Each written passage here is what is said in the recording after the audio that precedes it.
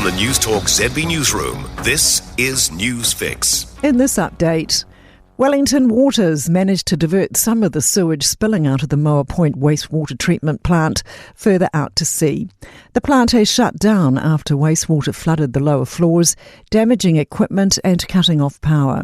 Locals are being warned to stay off all beaches along Wellington's southern coast for the foreseeable future. Lachlan Rennie has more. Wellington Water Board Chair Nick Liggett says last night staff were able to get the screens at the plant working, preventing items like sanitary pads and wet wipes being discharged. He says the long outfall pipe is now partially restored, with raw sewage only going through the shortfall pipe directly into the ocean at Tarakina Bay at peak times.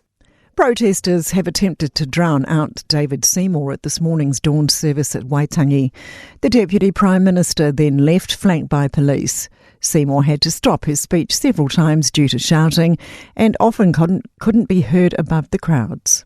There's silent up and down this country, and we're getting a little tired of some of these antics. Festivities are set to continue at the treaty grounds for the rest of the day.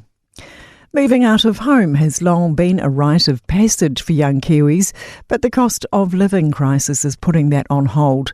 Rising rents, living costs and student hall fees topping $20,000 a year are forcing many young adults to stay home, delay independence or take on debt just to get by.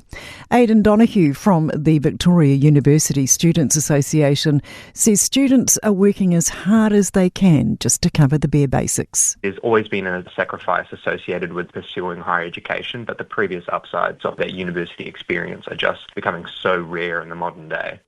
More New Zealanders appear to be opting for a city break this Waitangi weekend. Data from Expedia shows Taupō is the standout destination, with a 240% jump in year-on-year interest, followed by Rotorua with a 70% lift.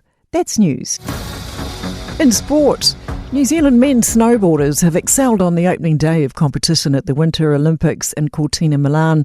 All three Kiwis in the field of 30 qualified in the top 12 for Sunday's big air final.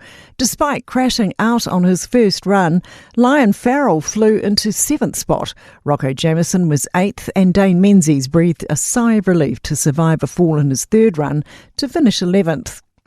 France has opened its Six Nations rugby title defence with an emphatic 36-14 bonus point win over Ireland in Paris.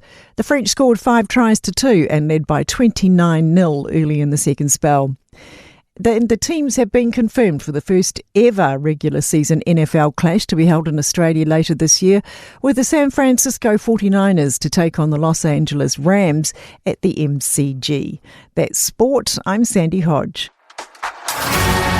For more news, listen to Newstalk ZB on the free iHeart app.